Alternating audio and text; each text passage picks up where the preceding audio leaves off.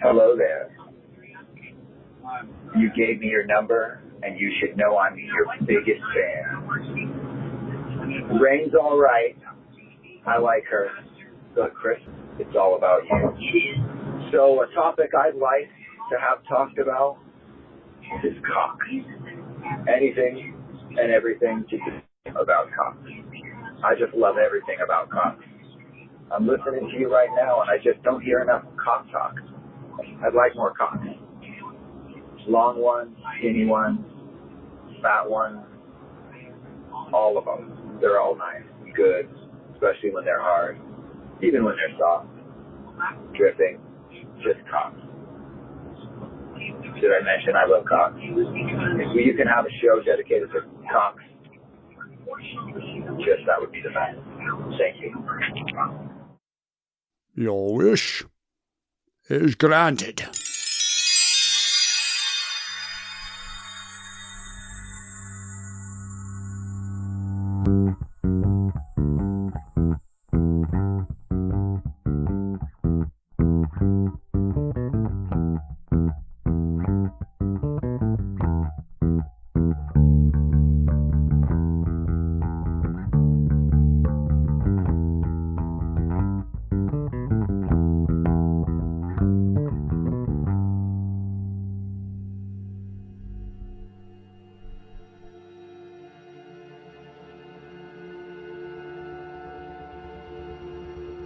Welcome, friends, to another Tales from the Malleus Maleficarum.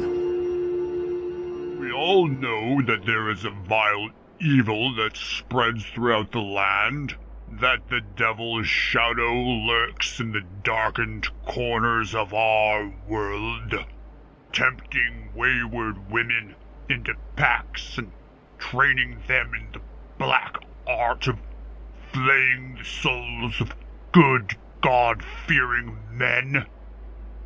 These whores of Satan have many ways of bewitching men and robbing them of their power. Be not so foolish as to delude yourself that witches don't dwell amongst us, engaged in dubious battle for your immortal essence. Of all the depraved acts in which these hell harlots engage is none more heinous than when they work their sinister necromancy on the root of a man's potency, his treasured phallus. We have described in past tales how these witches hold the ability to obfuscate a penis from its master. I'm sure there is not one among you who does not know a man who has been tricked in this way, having his most prized member hidden from sight so as to cause it to fully disappear, leaving its owner with no more than a smooth mound of flesh in its stead. We have recounted tales of such men confronting the perpetrators of this heinous crime against them, and victoriously being able to beat and choke the offending enchantress until she agrees to touch him and restore his lost vitality. However, we warn you that no narrative we have presented before is as foul as the one we lay before you tonight. You have been justly warned, and we pray that you take this cautionary tale to heart, so that the same wretched fate does not befall you as well, dear listener.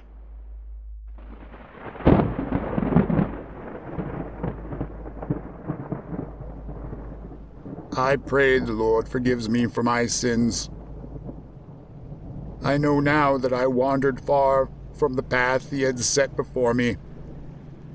I succumbed to the devil's vices of drink and loose women. That is how I found myself wandering these dark woods tonight, so far from where this day began. I awoke with the cocks crow, following a night of debauchery not unlike many others in which I have frittered away my life. On waking, I knew all was not right with the world. Without looking, I knew my member was gone. Further examination confirmed this fact to be so. I knew not what cruel witch had purloined my manliness during my drunken slumber. I wandered the day, feeling lost to this world, knowing that there be no reason for me to continue with this life, now that I was destitute of manhood, until I alighted on the memory that a barman had once claimed that a witch frequented the crossroads deep in these woods. I arrived at the spot in the gloaming of the day and found an old crone standing near a tangled bramble, shading herself from the dying light of the sun and embracing the darkness of the night that was chasing it over the horizon. I approached her and implored, "Please, I beg of you. I have been bewitched by I know not who. On this very day, upon arising from my bed, to my horror, I discovered that my phallus had been cleaved from my body. My only hope is that you might restore to me my life's purpose." Hearing my plea, she laughed amusedly to herself, then thrust a twisted taloned finger towards a large tree set a few yards back from off the road. "Aloft in that tree, in a high-boughed nest, you will find a prick huddled with all the rest. Choose one from among the cocks galore. Bring it to me, and I will make you whole once more." In the fresh moonlight, I cautiously left the path and approached the indicated tree. The lowest branch was far above the ground, causing me to leap into the air to grasp hold, and then with all my strength, pull myself up to the unsteady perch.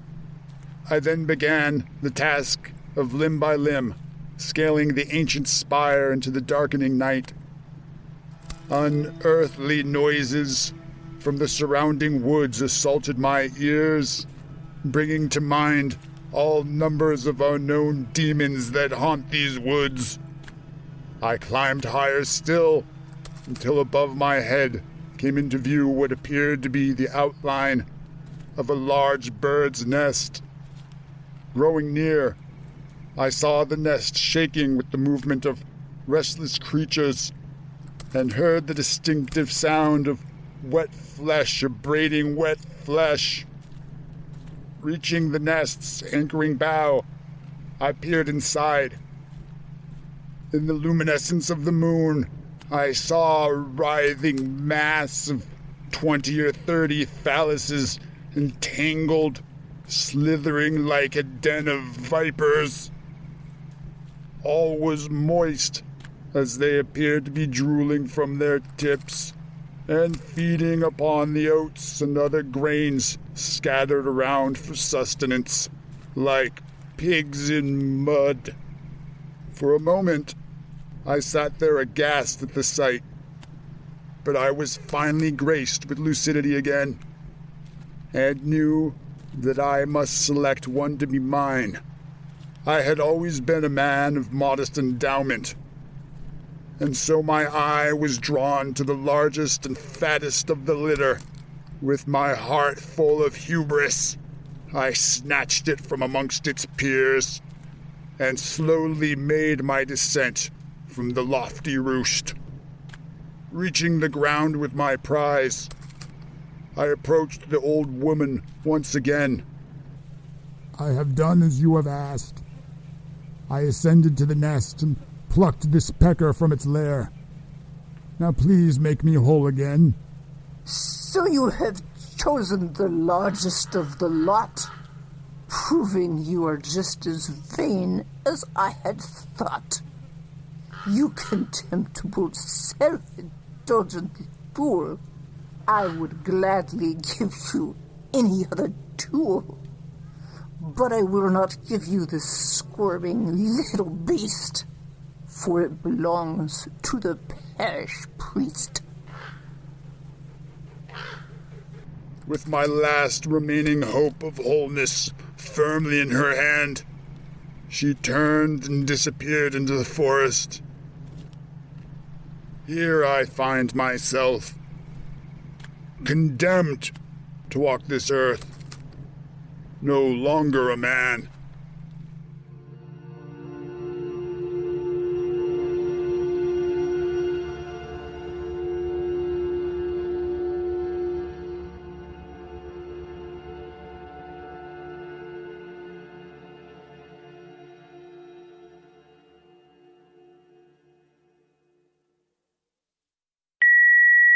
Just wanted to say, cock.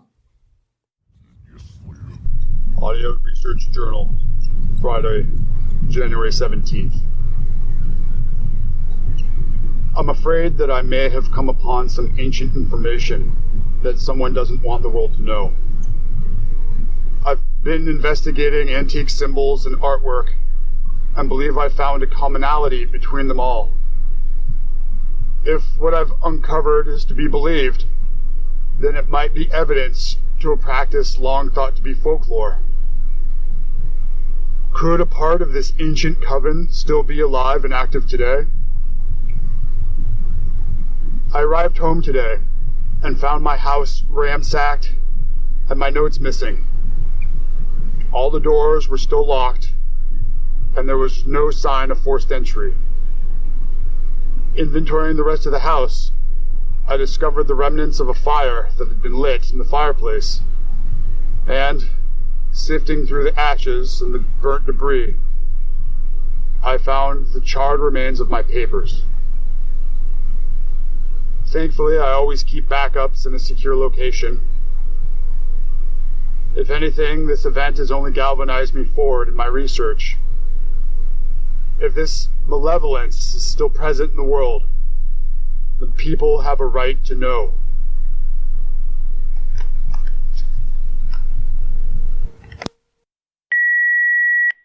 Cock.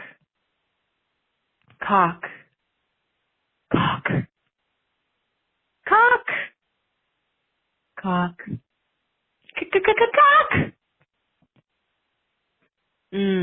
Cock.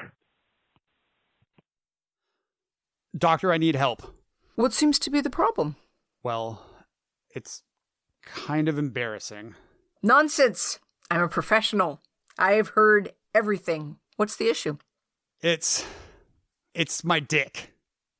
It's vanishing. Vanishing? Yes. Okay. Well, let's see what's going on. Ah. There is a problem here, yes. What is it? You are afflicted with a classic case of Koro. What is Koro? I'm so glad you asked. Koro, also known as shrinking penis, is a delusional disorder in which an individual has an overpowering belief that their sex organs are retracting and will disappear, despite the lack of any true long-standing changes to the genitals. The syndrome occurs worldwide, and mass hysteria of genital shrinkage anxiety has a history in Africa, Asia, and Europe. Like with the laughing epidemic, mass cases of Koro can strike and afflict multiple people. It's like picking up a cold, but as opposed to having a runny nose, you and everyone around you is convinced that your penises are vanishing. In the United States and Europe, the syndrome is known as genital retraction syndrome. The word was borrowed from Malay and means turtle. Patients report acute anxiety attacks due to perceived genital retraction and/or genital shrinkage, despite a lack of any objectively visible changes to the genitalia that are long-standing. Long-standing refers to changes that are sustained over a significant period and do not appear reversible, unlike the effect of cold temperatures that can cause retraction. These changes may trigger a Koro attack when observed, although the effects of cold temperatures are objectively reversible. Most men can step out of a skinny-dipping swim in some cold water and not be too traumatized if they look down. But for some men, it can trigger the absolute certainty that your genitals are vanishing on you. According to literature, episodes usually last several hours, although the duration may be as long as 2 days.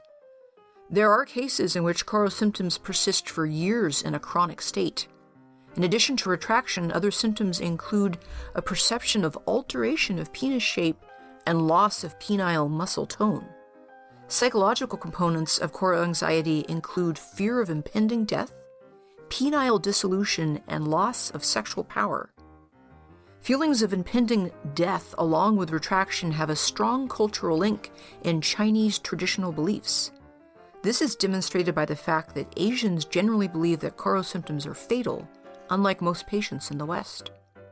Other themes are intra-abdominal organ shrinkage, sex change to female or eunuch, non-specific physical danger, urinary obstruction, sterility, impending madness, spirit possession, and a feeling of being bewitched.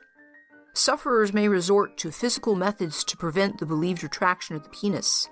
A man may perform manual or mechanical penile traction or anchoring by a loop of string or some clamping device.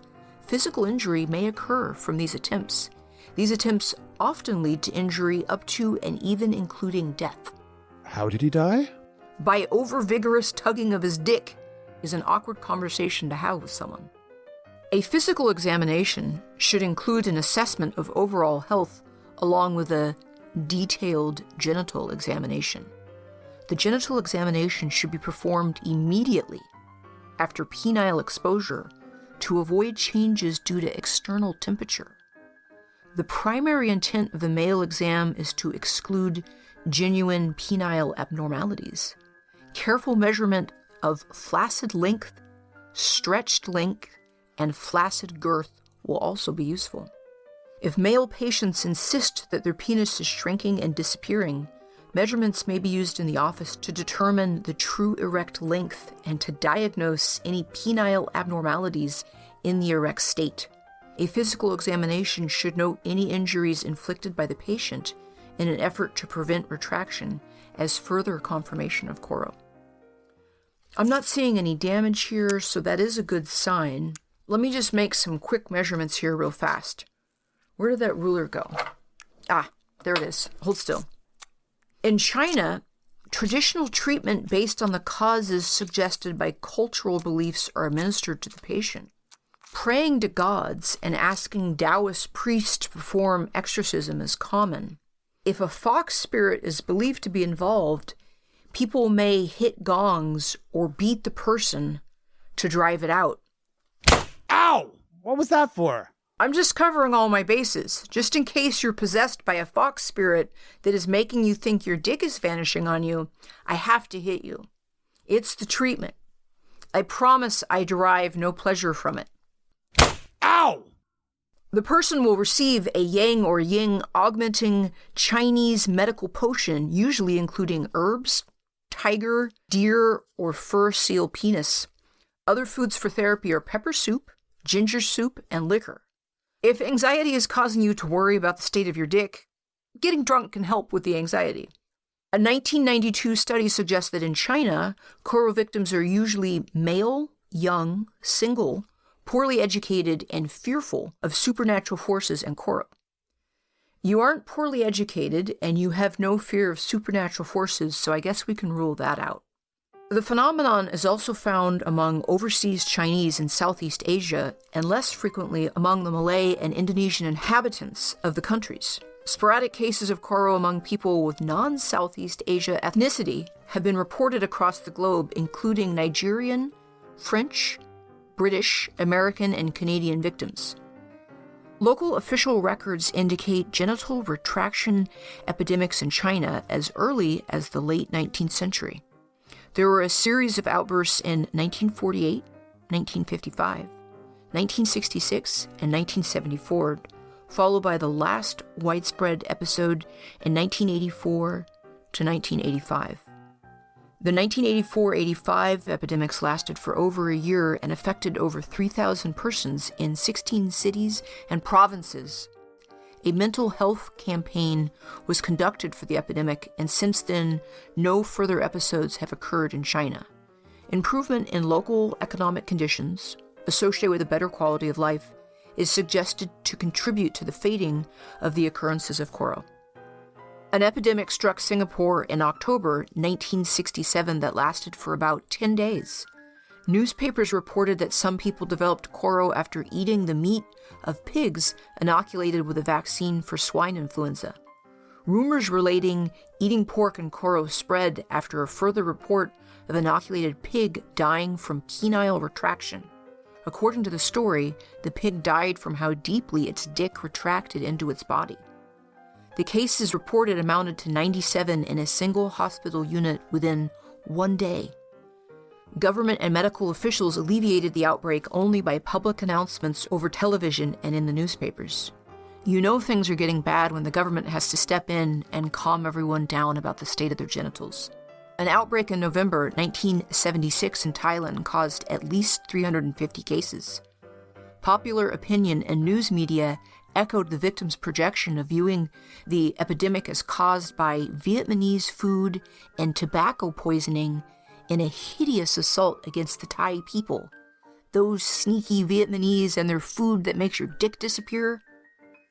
A mass Koro epidemic was reported in labor camps in South India in 2010 among the migrant labor population. The epidemic spread to about 100 individuals in 3 labor camps within 2 weeks. In the 1970s and early 1980s, newspapers reported incidents of genital shrinkage in western Nigeria. Victims in the African outbreaks often interpreted the experience as genital theft, accusing someone with whom they had contact of stealing the organ and the spiritual essence, causing impotence. The perceived motive for theft was associated with local occult belief to feed the spiritual agency or to hold the genitals for ransom. Cases were reported where mobs attacked individuals accused of the penis theft, and authorities ordered security forces to curb the violence following the deaths of 5 people by vigilantes. Yes, we live on a planet where men get so worked up over the state of their precious penis that mobs have killed innocent people over the belief that they stole their dicks. If only these mobs could realize the true state of dickonomics. The market is flooded. Dick is abundant and low in value. Nobody is trying to steal your dick.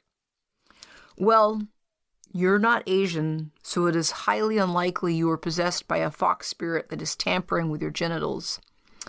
But I should hit you one more time just to be on the safe side.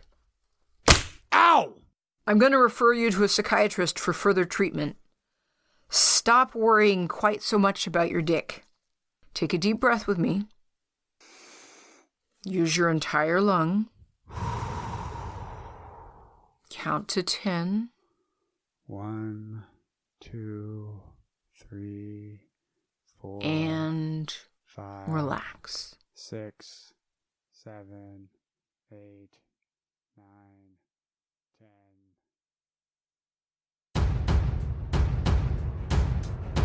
Previously on Dirty Talk After Hours. Yeah, you ready for this final volley? I'm ready. All right, let's do it. All right, hunker down. Oh shit, it looks like they're regrouping. What are they doing over there? Oh crap! Incoming! Ah!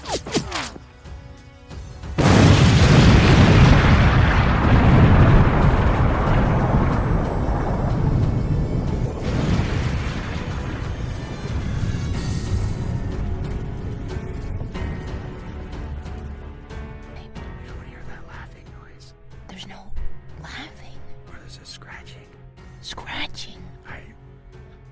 What do you mean scratching? There's nothing scratching. Don't... Wait, I need to get out of here. Are you freaking out, man? Yeah, I can't be in here anymore. Don't freak out. Stay chill. There's no scratching. Let go of me. I'm not touching you. I'm not touching you. Something's touching. Nothing's touching. You're freaking out, man. All right, let us out. Let us out. Let us out of here. Turn a little bit more and take another half step back. Half step. No.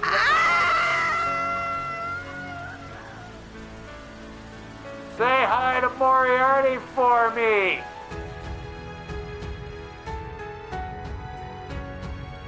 Dirty Talk After Hours. Available exclusively on Patreon every Monday morning.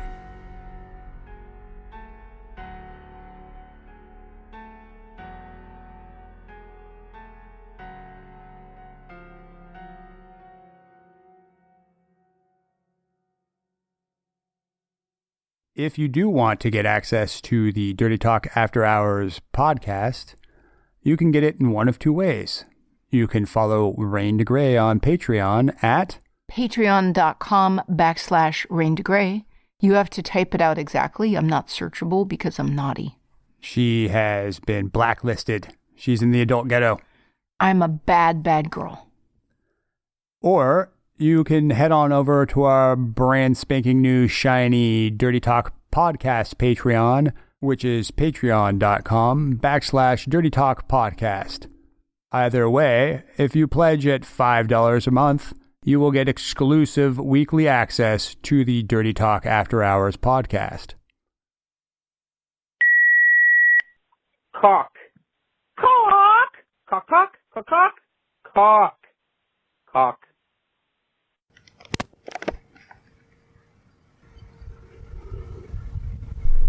Audio Research Journal, Sunday, January 19th. I'm certain now that I'm being followed.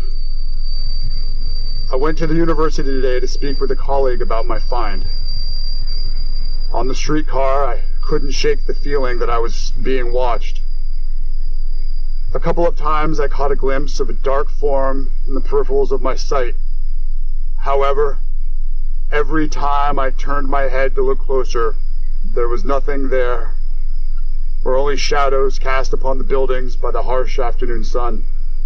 After speaking with my friend, he cautioned me about continuing with my study. I may not have been the first to stumble on this truth. He informed me that he knew of some other men that had been following the same path as I. All had met an untimely demise or simply vanished without a trace. Returning home, there was a message for me informing me that my friend, who I had just spoken with a few hours prior, had slit his wrists in an apparent suicide. I know he was murdered. I have no doubt, and I will never forgive myself for putting him in mortal danger. I know not who to turn to and refuse to jeopardize anyone else's safety. Audio Research Journal, January 19th, annotated. Inquiring further into my friend's demise, I have learned, as was my initial fear, his body was found to be penisless. It had not been removed from his body. There was just simply nothing there. His pelvis was as smooth as a doll's.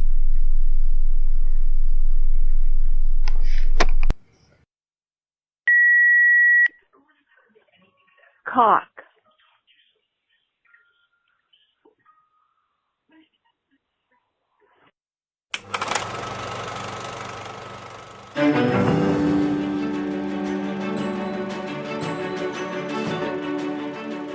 Our Weird World presents Penis Fencing and the Hermaphroditic Marine Flatworm.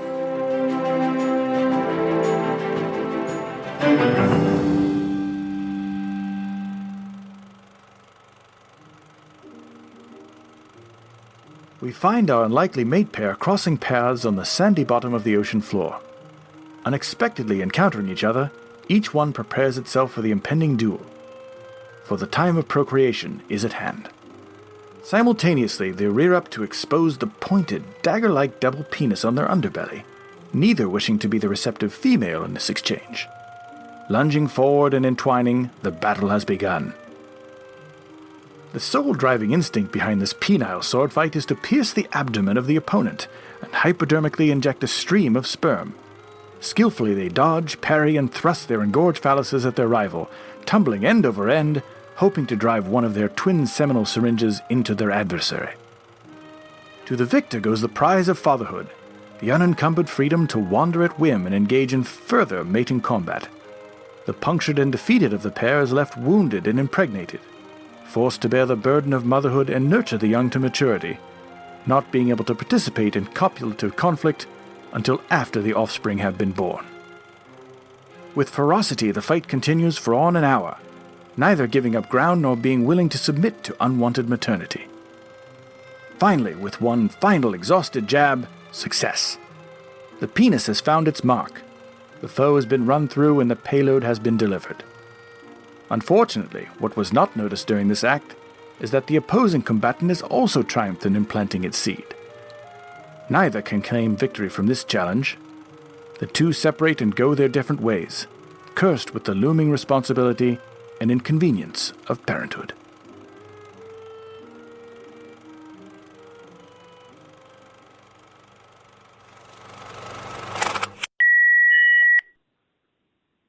Cock. Cock. Cock. Cock. Cock. Cock. Ah, those classical Greek statues. Elegant, refined, chiseled. The finest examples of manhood you could possibly be so lucky as to rest your eyeballs on. Truly works of art. Yeah, but I've always wondered about one thing. Yeah, what's that? Were all the models that posed for those statues really cold or something? Nope. From head to toe, that is exactly what the ideal male was supposed to look like.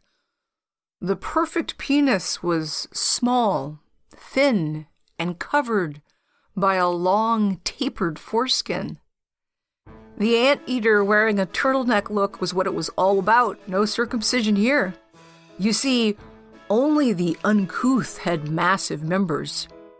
Small brains, no refinement equals dangly dick. Buffoons and barbarians were burdened by big dicks, and large penises were associated with lust and ugliness. In direct contrast to all of the emails I receive on a daily basis promising me I will become more popular and liked if I take these pills in order to get a bigger dick. Back in the day, I would have avoided those pills like the plague. After all, we all know that a big dick makes you ugly. All representations of large penises in ancient Greek art and literature are associated with foolish men, or satyrs. Satyrs were mythological creatures that were followers of Dionysus, the god of pleasure and wine. Massive members are also associated with the Greek god Priapus. Priapus was a Greek fertility god cursed with a permanent erection, as well as impotence, ugliness, and foul-mindedness. It must be a bit of a headfuck to be cursed with a permanent erection along with simultaneous impotence. Priapus is the son of Aphrodite, goddess of beauty, and Dionysus. While still in the womb, Priapus was cursed by Hera, the wife of Zeus. Hera cursed him because she was pissed at Aphrodite. Priapus, the end result of her curse, was actually so despised by the other gods, he was thrown off Mount Olympus. Probably because his dick kept getting in the way of things. Forever filled with lust, there are several myths in which Priapus tries to rape sleeping goddesses, nymphs, and maidens. But each time, he loses his erection before he can. Cursed in all the ways just because his mother was too hot for her own good. Fun fact, the medical condition known as priapism was named after Priapus. It is when an unwanted erection lasts for hours. As classics Professor Andrew Lear explains, Greeks associated small and non-erect penises with moderation, which was one of the key virtues that formed their view of ideal masculinity. There is the contrast between the small, non-erect penises of ideal men heroes, gods, nude athletes, etc., and the oversized, erect penis of siddhars, mythic half-goat men who are drunkards and willfully lustful, and various non-ideal men. Decrepit elderly men, for instance, often have large penises. The ideal Greek man was rational, intellectual, and authoritative, and his small penis allowed him to remain coolly logical. Not only that, but a smaller dick actually meant you were more virile because the sperm had less distance to travel, so you had a higher chance of impregnating someone. The small dick sort of man was walking around getting everybody knocked up while the riffraff was tripping over their burdensome dicks. While modern science has disproved this theory, the Greeks could be forgiven for believing it. What was considered important was muscles, which is why all the statues are such a beef show. To quote the Greek play Clouds, "If you do these things I tell you, and bend your efforts to them, you will always have a shining breast, a bright skin, big shoulders, a minute tongue, a big rump, and small prick. But if you follow the practices of today, for a start, you'll have a pale skin, small shoulders, a skinny chest, a big tongue, a small rump, a big prick, and a long-winded decree." The Greek preference for a small dick had such a lasting legacy, it persisted up into Renaissance times where, despite the fact that big dicks were no longer such an undesirable characteristic, Renaissance art still patterned itself off of ancient Greek ideals and carried the small dick theme for centuries. As it turns out, there's no one preferred beauty standard, and what is considered desirable shifts from society to society and time period to time period. If anything, these days, beauty standards shift much quicker. In the course of a single lifetime, you could have seen the ideal female figure shift from a thin, flat-chested flapper to the exaggerated curves of Marilyn Monroe, back to the thin figure of Twiggy. There is no right or wrong way to do the ideal human form. There is only what is considered desirable at that exact moment, and that ideal is always shifting.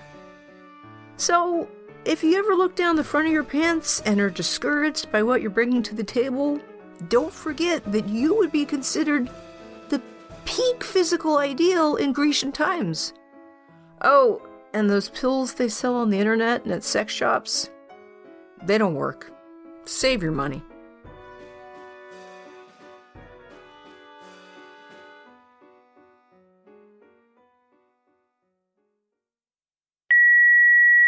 Cock. Cock? What's that? It's a cock. Big giant cock. Oh yeah, cock. In the fall of 2017, a strange pattern appeared in the sky over western Washington state. Local residents began taking pictures of this obviously unnatural aerial phenomenon, posting the images to social media and contacting local TV stations in an attempt to find answers to what might be the cause. There were 2 Navy fighter planes in the sky that day that bore witness to the occurrence, and as the events garnered national headlines, Navy commanders filed urgent communiques to their leadership back in Washington, D.C., letting them know that they had a developing incident on their hands. For nearly 2 years, little was reported on the truth behind what happened in the sky that day, despite full military investigation. However, thanks to the Freedom of Information Act, the cockpit voice recordings have been released and shed new light on this mysterious atmospheric anomaly. Draw a giant penis. That would be awesome. What'd you do on your flight? Oh, we turned dinosaurs into sky penises. You should totally try to draw a penis. I could definitely draw one. That'd be easy. I could basically draw a figure 8 and turn around and come back. I'm gonna go down, grab some speed, and hopefully get out of the contrail layer so they're not connected to each other. Dude, that would be so funny. Airliners coming back on their way to Seattle, just this big fucking giant penis. We could almost draw a vein in the middle of it, too. Balls are gonna be a little lopsided. Balls are complete. I just gotta navigate a little bit over here for the shaft. Which way is the shaft going? The shaft will be going left. It's gonna be a wide shaft. I don't want to make it just like 3 balls. Let's do it. Oh, the head of that penis is going to be thick. Some like Chinese weather site right now that's like, what the fuck? To get out of this, I'm gonna go like down and to the right, and we'll come back up over the top and take a look at it. I have a feeling the balls will have dissipated by then. It's possible. Oh yes, that was fucking amazing. This is so obvious. That's a cock. Dude, I'm amazed that this has stayed. Your artwork is amazing. Glad you guys noticed. Cock. Audio Research Journal, Wednesday, January 22nd. I haven't slept for the last 2 days. Every time I drift off, I'm awakened, certain that there is someone else in my room. Lighting the bedside lamp, I find the room to be empty, but hear a skittering like vermin across a hardwood floor. So I lay awake at night and listen to the sounds of things endlessly circling on the roof and disturbing the bushes in the garden. The daylight brings no relief. It has been raining since Monday, and barely any sun pierces the heavy, pendulous cloud cover. There is a heaviness pressing down upon my home, as if it were collapsing under the pressure of being multiple fathoms below the sea. I know they are not only coming for my notes, they are also coming for that which makes me a man. Even now, I hear movement in other parts of the house, even though I share this home with no one. My only hope is that I will share the information I have gathered, and these tapes will be recovered so that others will know these truths and will know the fate that has befallen me. The medieval belief that witches would steal men's phallus and put them in trees is real. It is not folk tale and myth as some claim. A lost fresco from 1265 has been discovered behind a fountain in Tuscany that depicts this in great detail. 8 women gathered beneath a tree, its branches ornamented with at least 25 penises, testes intact in an aroused state.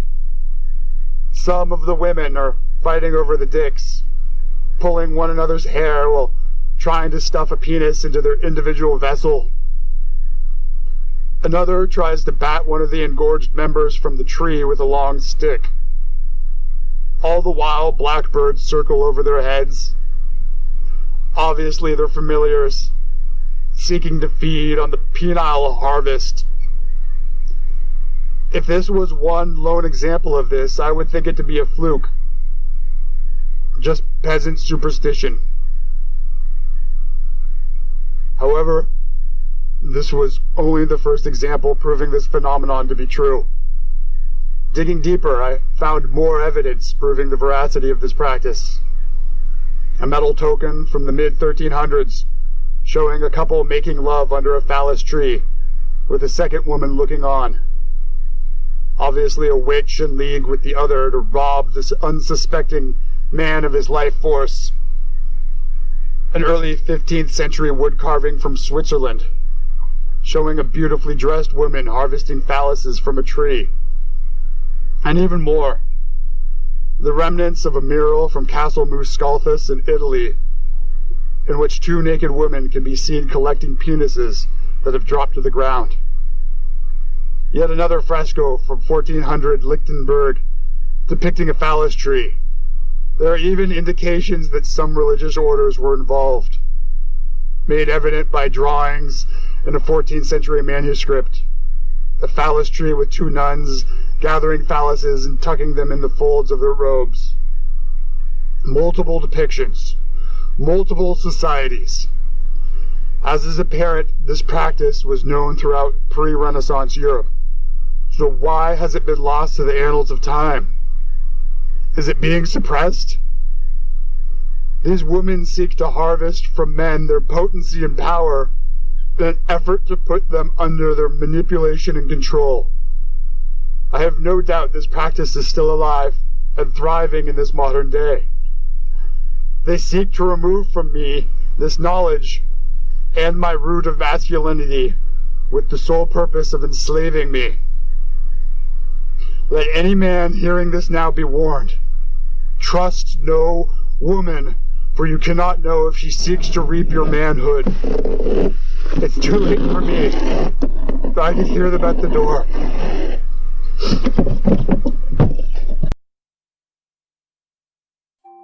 We hope you all enjoyed our cock. I see what you did there, you pervert. Guilty as charged. If you yourself have ideas that you want us to explore on a future podcast, like our biggest fan did, feel free to call in just as he did to our call-in number, which is 775-387-2278, or 775-DTP-CAST. That's right, 775-DTP-CAST. Call in, leave a strange, funny message, any ideas you have, and you yourself might be dedicated with a future episode. An honor which you could treasure for the rest of your life. Yes, and we'll try and come up with something good for you. Feel free to join us for our Dirty Talk After Hour episodes. They come out every week on our Patreon. And if you can't afford to financially support us on Patreon, that's cool. We completely understand. If you do want to support the show, the best way you can do it is by the 3R challenge. And what is that 3R challenge?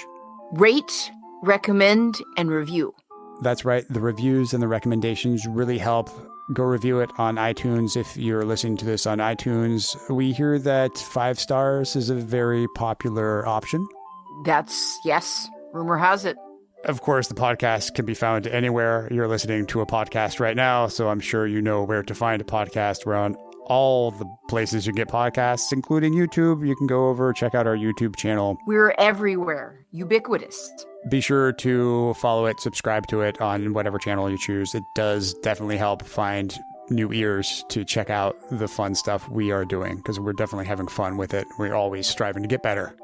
The last thing we want to do before we're out of here is thank our producers, and our honorary producers are Rolf Hansen and his wives. Thank you. Thank you very much, Rolf. We appreciate all the support that you have been giving us for over a year now. You are amazing and so cherished. Thank you again for taking the time to spend some time with us and what we enjoy doing. We'll catch you next time, and hopefully we'll have something just as entertaining for you. Fingers crossed. Bye. Bye.